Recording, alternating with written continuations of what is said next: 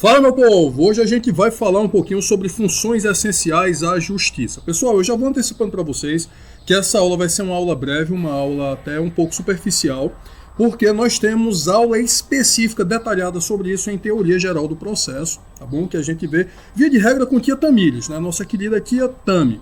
Então eu sei que vocês chamam de professora Tamires, senhora, doutora Tamires. A forma carinhosa de chamar, a forma que ela gosta de ser tratada é tia Tami ou tia Tamires, tá bom? Então, inclusive, tem vídeo aula dela sobre isso. Vamos colocar aqui um trechinho, um pedacinho da aula de tia Tami. E também as funções essenciais da justiça. Aí vocês vão estudar um pouco sobre o Ministério Público, que tem atuação em duas frentes dentro do processo, tanto titularizando as ações, ou seja, como autor das ações.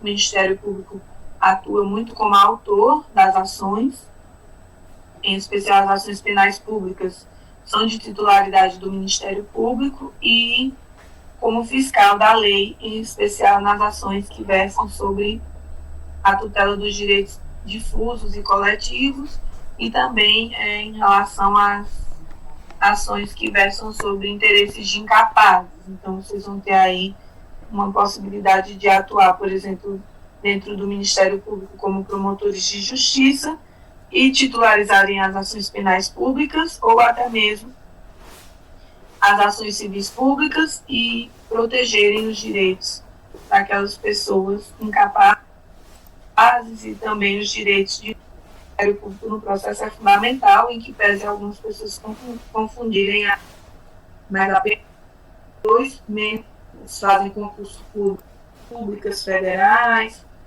Mas você me diria, professora, mas existe a Defensoria Pública, mas a Defensoria Pública também trabalha com poucos servidores e muitas demandas. Imagine, a demanda de grande parte da população é uma demanda que perpassa o auxílio dos defensores, porque as pessoas são hipossuficientes de recursos em sua maioria, né? E por serem hipossuficientes, acabam não conseguindo contratar um advogado e pagá-lo. Então, dependem da defensoria. Há também aí como função essencial à justiça os advogados públicos, que pertencem aos quadros da Advocacia Geral da União. Então, eles fazem concurso público e vão advogar em prol da própria União, né, das autarquias federais, das universidades públicas federais, vão advogar lá na defesa do interesse do Instituto Nacional da Seguridade Social, que é o INSS, né, da Previdência. É isso aí, pessoal. Eu quero pedir agora uma salva de palmas para nossa querida tia Tamires. Palmas para a tia Tamires. Então é isso, funções essenciais da justiça vocês veem em detalhes aprofundadamente com tia Tami, tá bom?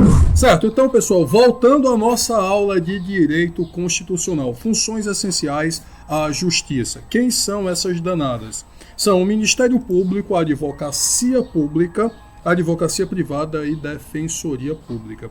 Pessoal, é muito importante a gente entender que essas instituições não integram a estrutura do Poder Judiciário. Conforme a professora Tamires deixa bem claro na videoaula dela, recomendo que vão assistir, o link vai estar na descrição do vídeo, tá bom? Muita gente pensa, por exemplo, que o Ministério Público, o promotor, julga alguma coisa. Não julga nada, tá certo? Quem julga é o juiz, e não significa que o Ministério Público, a Advocacia Privada e a Defensoria Pública não sejam importantes. São, mas não julgam, tá bom?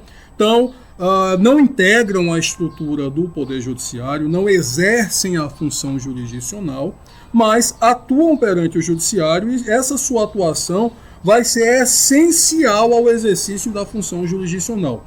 Ou seja, se não fossem essas quatro instituições, Ministério Público, Advocacia Pública, Advocacia Privada e Defensoria Pública, o Judiciário não teria como funcionar. O Judiciário não funcionaria, tá bom? Então, assim, não estou dizendo também que o Judiciário funciona perfeitamente, não. A essa altura vocês já viram as aulas sobre Poder Judiciário, e vocês sabem que eu tenho diversas críticas ao Poder Judiciário brasileiro. Mas, enfim, não é esse o foco aqui. Tá bom, então vamos ver essas danadas, tá certo?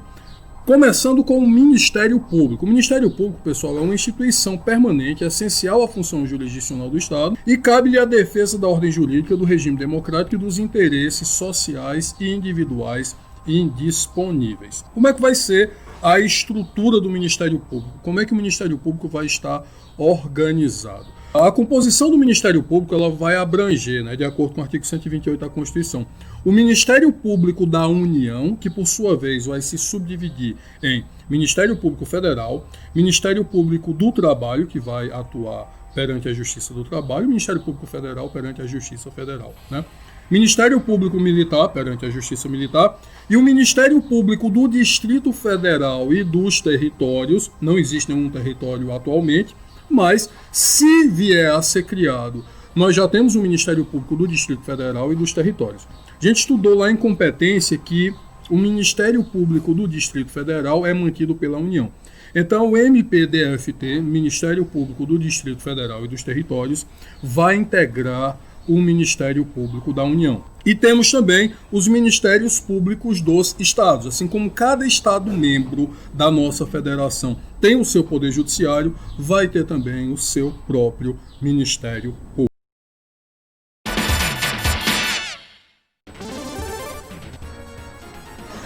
Pessoal, estou invadindo aqui a minha própria aula para esclarecer uma coisa para vocês, que é o que significa promotor, procurador, essa coisa toda.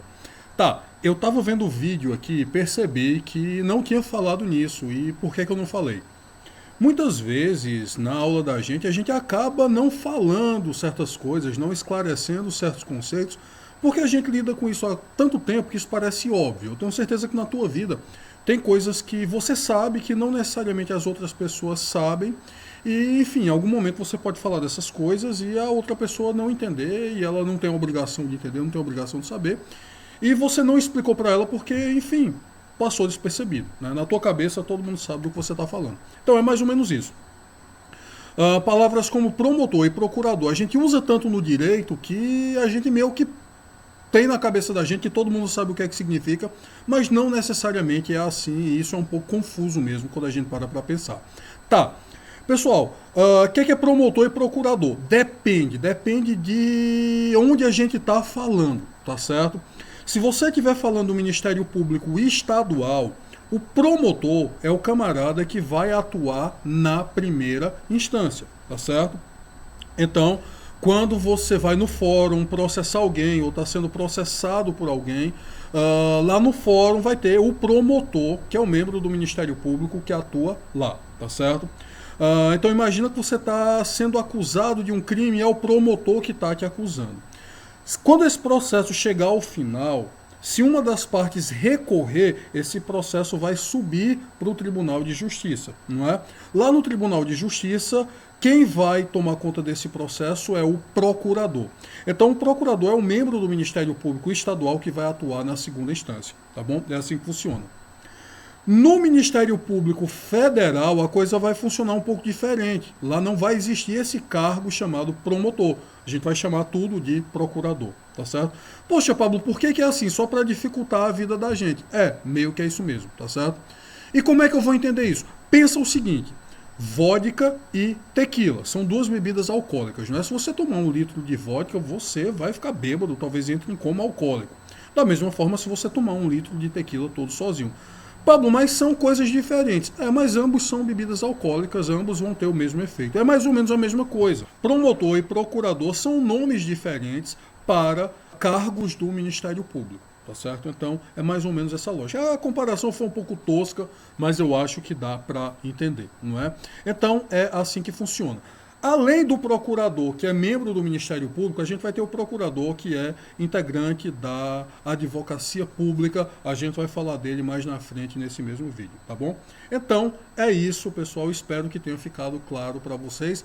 Se não ficou, deixa aí nos comentários, tá bom? Que eu esclareço. E já que a gente falou nisso, se inscreva no canal, deixa o seu joinha e ative as notificações, tá bom? Beijo no coração. You win. Perfect. Adiantando aqui um pouquinho, só acrescentando um pouquinho do que você vai ver com Tia Tami. Princípios do Ministério Público. Princípio da unidade, da indivisibilidade, da independência funcional e da autonomia administrativa e financeira. Ela vai detalhar isso para vocês, eu vou só dar uma pincelada rápida aqui, tá bom? Princípio da unidade, pessoal. Embora você tenha um Ministério Público estruturado nesses ramos, né, seus membros integram um só órgão sob uma única direção de um procurador-geral. Então você tem uma unidade dentro de cada Ministério Público, tá bom? Princípio da indivisibilidade. Os membros do Ministério Público, eles não se vinculam aos processos em que eles vão atuar, não. Então, eles podem ser substituídos uns pelos outros. Isso é o princípio da indivisibilidade. Então, se você é promotor, você atua num processo, você se aposenta, outro promotor vai assumir aquele processo e vai acompanhá-lo dali em diante. Tá certo? Princípio da independência funcional. O Ministério Público é independente no exercício das suas funções, ele não vai se subordinar a nenhum dos poderes, nem ao Legislativo, nem ao Executivo, nem ao Judiciário. E além disso, os seus membros, né, cada promotor, não vai se subordinar a quem quer que seja. Eles prestam obediência, portanto, apenas à Constituição Federal, às leis e à sua própria consciência, e é aí que mora o perigo. Porque tem promotor bom, mas também tem muito promotor ruim, mal intencionado, enfim. As críticas todas que eu fiz ao Judiciário são aplicáveis ao Ministério Público também. Tá certo? Então a gente tem promotor bom? Tem, mas também tem muito promotor problemático, viu? Tem muito promotor ruim, promotor envolvido com ilícito. E, infelizmente, temos isso no Ministério Público também. Mas, como eu estava falando para vocês, o princípio da independência funcional diz respeito a isso, né? O Ministério Público vai ser independente no exercício das suas funções e cada promotor, cada membro do Ministério Público não vai ser independente também, não vai se subordinar a quem quer que seja, apenas a Constituição, as leis e as suas consciências. A hierarquia que existe dentro dos órgãos do Ministério Público é uma hierarquia meramente administrativa, é por uma questão de divisão de funções. Mas se, sei lá, o procurador-geral da República ligar para um promotor e disser faça isso, ele não é obrigado a fazer. Tá certo? Tem esse réu nesse processo aqui, peça a absolvição dele. O promotor pode olhar e dizer, peço nada, vou pedir se eu achar que devo pedir. Se, enfim, os autos aqui, as provas indicarem que ele é inocente, mas eu não sou obrigado a obedecer a quem quer que seja. Então é assim que funciona, essa é a lógica do negócio. A autonomia administrativa vai conferir ao Ministério Público poderes para, nos termos da Constituição, e salvo engano, artigo 169, a gente estudou isso em processo legislativo, propor ao Poder Legislativo a criação e extinção de seus cargos, seus serviços auxiliares, né? Esses cargos vão ser providos por concurso público, que pode ser de provas ou de provas e títulos, a gente vai estudar isso em direito administrativo, e o Ministério Público vai apresentar a proposta da sua política remuneratória e dos seus planos de carreira, não é? A autonomia financeira vai dizer respeito ao fato de que o Ministério Público também vai ter competência para elaborar sua proposta orçamentária. Claro, dentro dos limites estabelecidos na Lei de Diretrizes Orçamentárias, a LDO, e o Ministério Público vai ter, sobretudo, autonomia financeira para administrar os recursos que lhes são destinados. Então, decidir como é que esses recursos vão ser aplicados.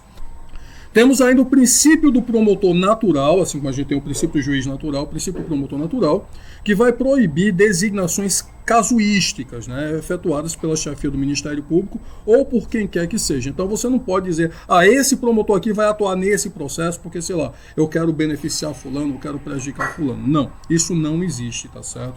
Temos também o princípio do promotor natural.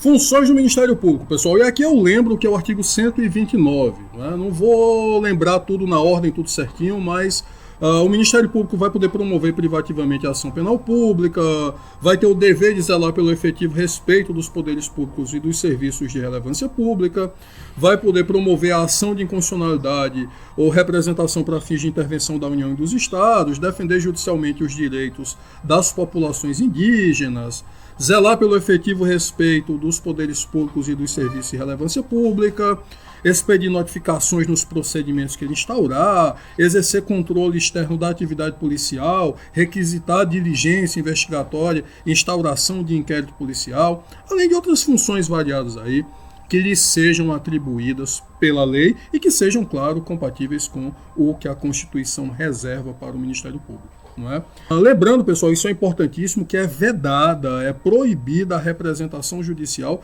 e a consultoria jurídica a entidades públicas. Então isso não é função do Ministério Público, já foi no passado, hoje em dia é função da advocacia pública, tá bom?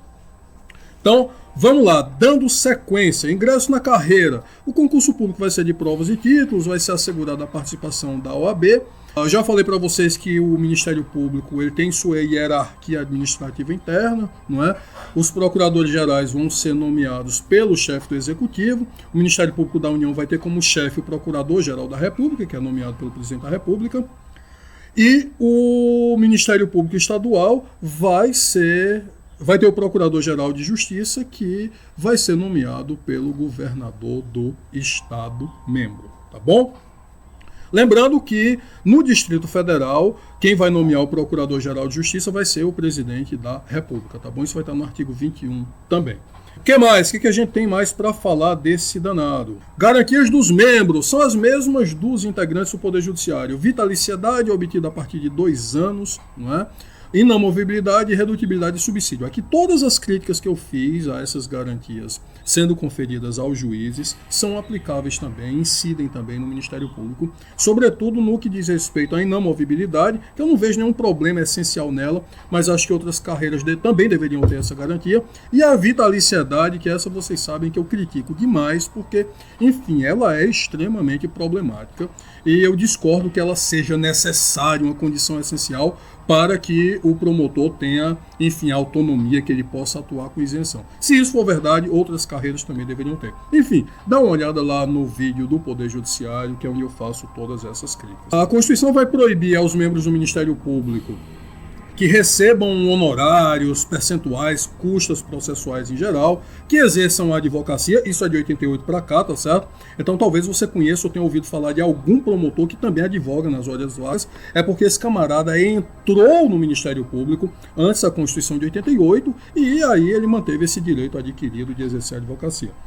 Participar de sociedade comercial, exercer, ainda que ele esteja em disponibilidade, qualquer outra função pública, salvo uma de magistério, receber a qualquer título ou pretexto auxílios ou contribuições de pessoas físicas, entidades públicas ou privadas, ressalvadas as exceções previstas em lei. E a partir de 2004, com a promulgação da Emenda Constitucional 45, ficou proibido o exercício de atividade político-partidária, tá certo? Isso não comporta mais nenhuma exceção. Lembrando que também já tivemos alguns promotores que ainda no passado, isso que ainda na ativa, incursionaram e se aventuraram na política. E, por fim, aos membros do Ministério Público vai ser proibido exercer a advocacia no juiz ou tribunal em que atuaram antes de 3 anos, antes de decorridos 3 anos do afastamento do cargo, seja por aposentadoria ou exoneração. Pessoal, lembrando que assim como temos o CNJ para o Judiciário, o Conselho Nacional de Justiça, temos também o CNMP para o Ministério Público. O Conselho Nacional do Ministério Público, que também foi criado pela Emenda Constitucional 45 de 2004, né, que é a emenda da reforma do Judiciário, e ele é composto de 14... Meu Deus do céu, tô gago. Vou aproveitar para tomar café. Respira e retoma de onde parou. O Conselho Nacional do Ministério Público é composto por 14 membros que são nomeados pelo Presidente da República depois de aprovada a escolha pela maioria absoluta do Senado Federal. Isso vai estar previsto no artigo 130-A da Constituição Federal e serão integrantes do Conselho Nacional do Ministério Público o Procurador-Geral da República, que também vai presidir o CNMP, 4 membros do Ministério Público da União, 3 membros do Ministério Público dos Estados, 2 juízes, um indicado pelo STF e outro pelo STJ, 2 advogados indicados pelo Conselho Federal da OAB e 2 cidadãos de notável saber jurídico e reputação ilibada indicados, um pela Câmara dos Deputados e outro pelo Senado Federal. O mandato desses membros do CNMP, os membros do Conselho Nacional do Ministério Público, vai ser de 2 anos, sendo admitida apenas uma recondução sucessiva. Aí a Constituição vai dizer que o Conselho Federal da OAB vai oficiar junto ao Conselho Nacional do Ministério Público e ele também não vai poder ser membro do Conselho, não é como representante indicado da OAB. Ele apenas terá o direito de oficiar perante o CNMP.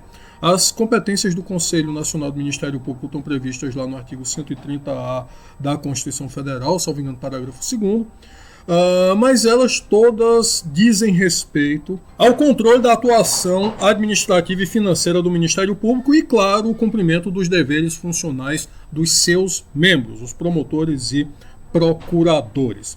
Certo, e com isso, pessoal, nós falamos basicamente tudo o que tem para falar do Ministério Público.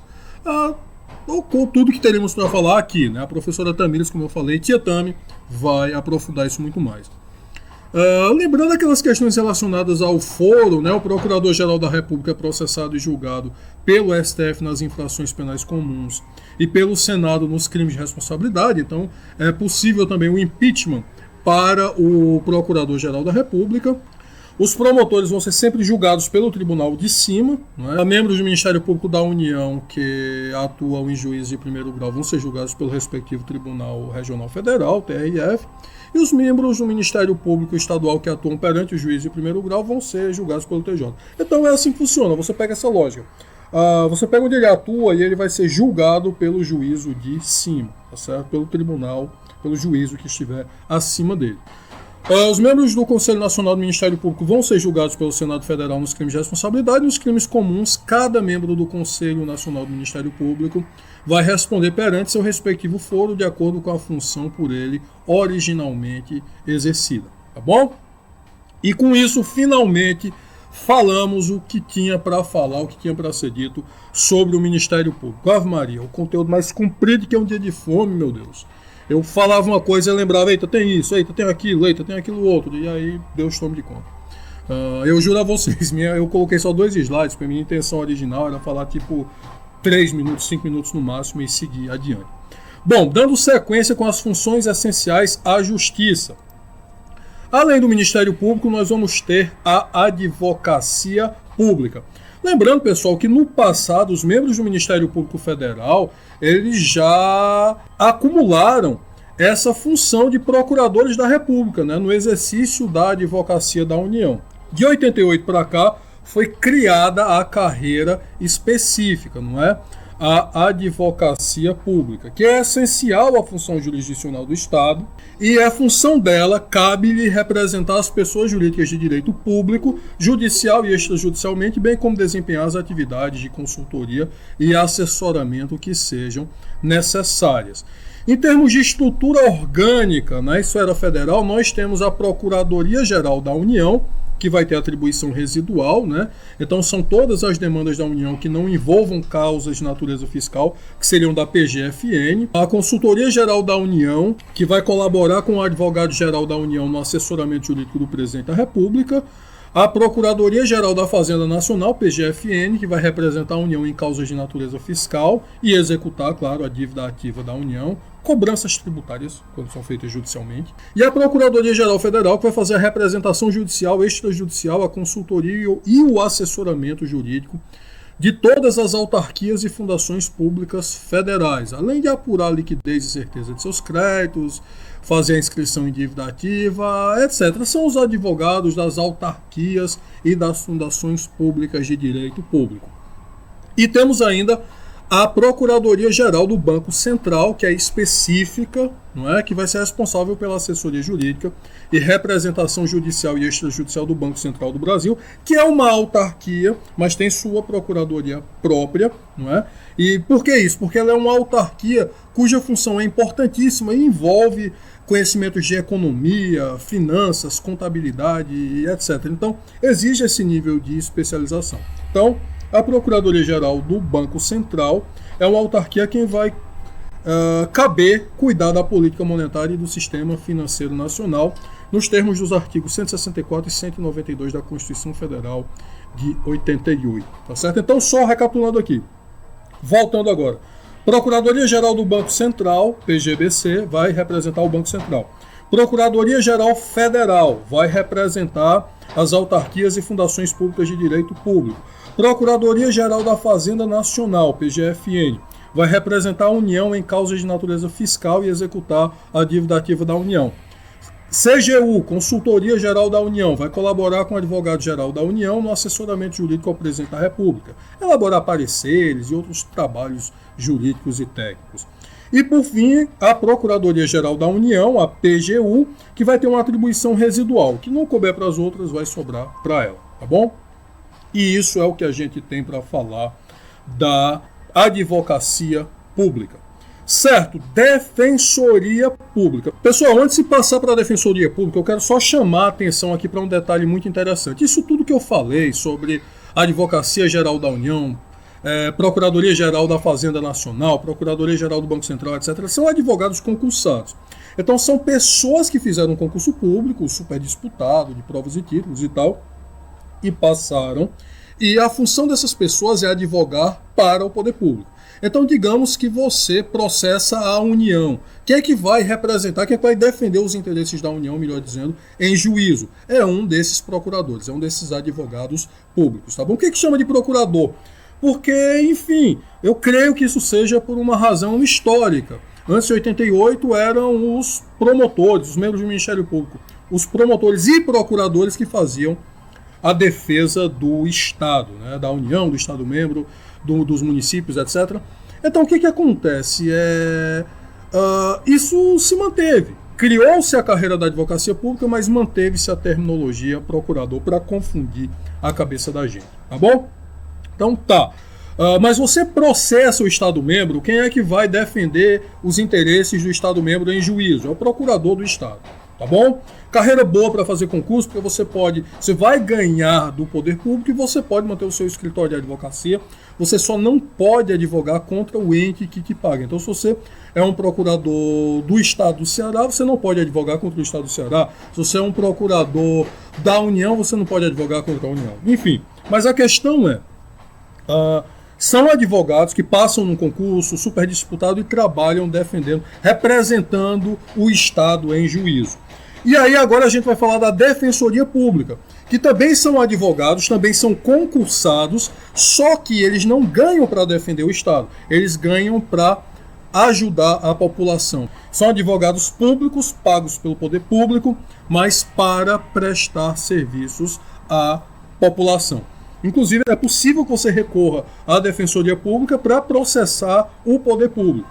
Então, que você vá à Defensoria Pública da União, porque você precisa processar a União. Esses podem, tá certo? Então, são advogados também, passam em concurso também, mas vão defender os interesses das pessoas. E aí a gente agora tem o necessário para entender como funciona a Defensoria Pública. Deixa eu só voltar um detalhe, né? Eu falei que a União tem os seus procuradores, os estados membros também, e os municípios também, sendo que muitos municípios não fazem um concurso ou hesitam em fazer o concurso, e o procurador do município acaba sendo, muitas vezes, um excelente profissional, mas que está em um cargo comissionado, que pode ser exonerado a qualquer tempo, tá certo? Mas a regra, o correto seria fazer concurso. Então, o procurador municipal ser um servidor concursado, procurador do Estado ser concursado, concurso estadual, e os procuradores federais serem concursados também, concurso federal. Vamos agora, finalmente, para a Defensoria Pública. O que a gente tem para falar dela? É também uma instituição importantíssima e fundamental, é uma instituição permanente que é essencial à função jurisdicional do Estado, incumbindo-lhe como expressão e instrumento do regime democrático fundamentalmente a orientação jurídica, a promoção dos direitos humanos e a defesa em todos os graus, judicial e extrajudicial, dos direitos individuais e coletivos de forma integral e gratuita aos necessitados. Então, se você tem um problema jurídico qualquer e você não pode pagar um advogado, você terá a ajuda de um defensor público. O que é o problema no Brasil? No Brasil nós temos ótimos defensores públicos, tem uns que não são tão bons não, mas assim, a grande maioria dos que eu conheci até hoje são pessoas exemplares, são pessoas competentíssimas. O problema é a falta de investimento do Estado. Muitas vezes o Estado negligencia, não investe, o quadro de profissionais é pequeno, precisava de mais gente, precisava de mais estrutura, mas assim, sendo bem honesto com vocês, se eu for comparar assim, a índole, a competência, o conhecimento dos servidores públicos que eu conheci todos, eu acho que os melhores seriam os defensores públicos, ou os defensores públicos estariam entre os melhores. Isso é uma percepção pessoal minha, tá certo?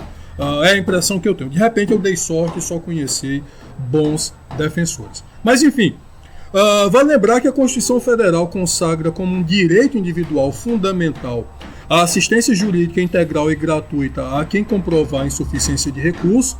Esse vai estar lá no artigo 5º, inciso 74 LXXIV, eu estou pescando aqui para saber, porque, meu Deus do céu, algarismos romanos é uma coisa terrível. E o artigo 134 da Constituição vai dizer que a Defensoria Pública é a instituição essencial à função jurisdicional do Estado e que cabe a ela a orientação jurídica e a defesa em todos os graus dos necessitados, na forma do artigo 5º da Constituição. Nós temos a Defensoria Pública da União e as Defensorias Públicas dos Estados-membros da Federação. Padre, o município tem Defensoria Pública? Não, estruturalmente não. Mas muitos municípios contratam advogados para prestar serviços jurídicos à população. Inclusive, eu já atuei dessa forma. Eu já fui parte de um escritório, já integrei um escritório que prestava esse serviço para um determinado município e foi uma experiência muito gratificante. Bom, e por fim, para a gente encerrar, advocacia, pessoal. A Constituição vai estabelecer que o advogado é indispensável à administração da justiça, sendo inviolável por seus atos e manifestações no exercício da profissão, nos limites da lei. Isso vai estar no artigo 133 da Constituição Federal. Então, daí a gente extrai alguns princípios. Primeiro, princípio da indispensabilidade do advogado, que exige que algum advogado subscreva a postulação em juízo. Claro que a gente vai ter exceção para isso, né? Impetração de habeas corpus, revisão criminal, acesso à justiça do trabalho, juizados especiais, mas são as exceções. A regra é, você quer processar alguém, você está sendo processado por alguém, você precisa de um advogado, um bacharel em direito, que passou no exame de ordem, tem sua inscrição na OAB, tudo certinho. Esse é o primeiro, indispensabilidade do advogado. Segundo, imunidade do advogado. O advogado vai ser inviolável por seus atos e manifestações no exercício da profissão nos limites da lei. Padre, o que isso significa? Significa que o advogado ele tem uma liberdade de fala e de atuação maior em relação a outras pessoas, outros profissionais. Lembrando que isso não é um privilégio profissional em si, mas é uma garantia ao exercício da profissão. A imunidade do advogado ela vai se circunscrever às manifestações e à prática dos atos que estão vinculados ao efetivo exercício da profissão e ao regular exercício da profissão. Então, ela não é para acobertar ofensas gratuitas, por exemplo. Para que vocês entendam isso, para que isso fique bem claro, vamos fazer um diálogo aqui rápido com o direito penal. Pessoal, vocês certamente já conhecem o crime de calúnia, não é? Imputar falsamente a alguém fato que seja definido como crime. Então, se você imputa a uma outra pessoa falsamente, né, um fato que é um crime, né, você está acusando a pessoa de ter cometido um crime, e isso é falso, é você quem está cometendo o crime, e você está sujeito aí a pena de detenção de 6 meses a 2 anos, além de multa. Tá, o advogado, muitas vezes, ele precisa fazer isso no exercício da profissão. Então, imagina que você é um advogado, trabalhando como assistente de acusação num tribunal do júri, por exemplo. Em algum momento, se você está ajudando a acusação, em algum momento você vai ter que afirmar que aquele camarada cometeu o homicídio, que ele é um criminoso. Então, isso que em outra circunstância, em outra ocasião, ou que se fosse praticado por outra pessoa, configuraria calúnia, nesse caso é necessário o exercício da sua profissão, então você tem a imunidade, tá certo? É assim que funciona. Bom, é isso, pessoal. Espero sinceramente que vocês estejam gostando. E como sempre, vamos arrochar o estudante de Direito Constitucional. Melhor matéria, bom danado. Beijo no coração de vocês.